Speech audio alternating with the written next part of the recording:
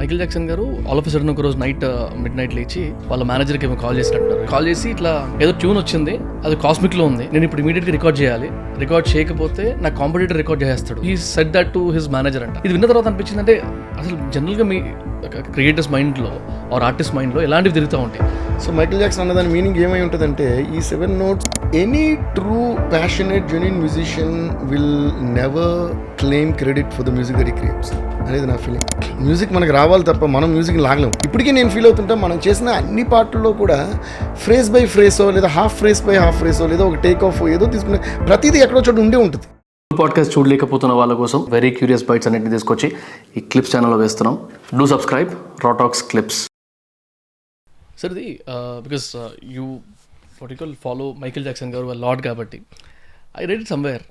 Michael Jackson గారు all of sudden ఒక రోజు మిడ్ నైట్ లేచి వాళ్ళ మేనేజర్కి ఏమో కాల్ చేసినట్టున్నారు. ఇఫ్ సబ్జెక్ట్ కరెక్షన్ కాల్ చేసి ఇట్లా ఏదో ట్యూన్ వచ్చింది, అది కాస్మిక్లో ఉంది, నేను ఇప్పుడు ఇమీడియట్గా రికార్డ్ చేయాలి, రికార్డ్ చేయకపోతే నా కాంపిటీటర్ రికార్డ్ చేస్తాడు, లేకపోతే అక్కడి నుంచి బయటకు వచ్చేస్తుంది సంథింగ్. ఈ కాంటెక్స్ట్ వచ్చేటట్టు he said that to his manager అంట.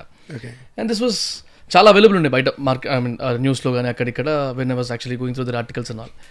అండ్ ట్రస్టెడ్ సోర్సెస్ నుంచి వచ్చింది. ఇది విన్న తర్వాత అనిపించింది అంటే అసలు జనరల్గా మీ క్రియేటర్స్ మైండ్లో ఆర్ ఆర్టిస్ట్ మైండ్లో ఎలాంటివి తిరుగుతూ ఉంటాయి. అది వింటుంటే కొంచెం భయం వేసింది నాకు.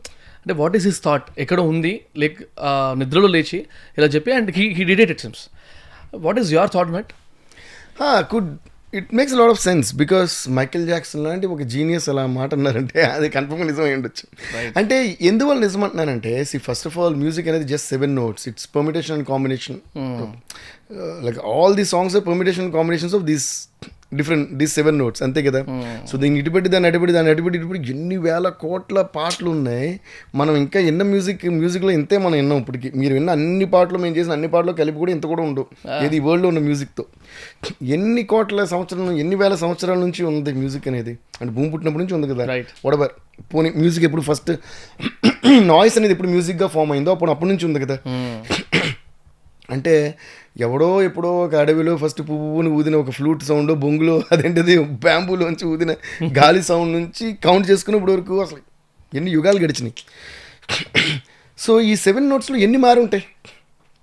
సో అందుకే అంట, నాకు తెలిసి any true passionate genuine musician will never claim credit for the music that he creates అనేది నా ఫీలింగ్.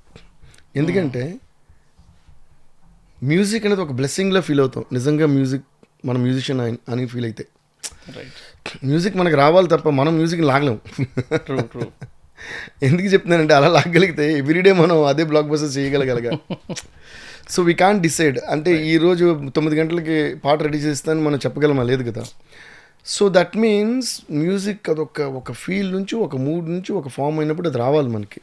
సో మైకిల్ జాక్సన్ అన్న దాని మీనింగ్ ఏమై ఉంటుందంటే, ఈ 7 notesలో కాంబినేషనే కదా అది.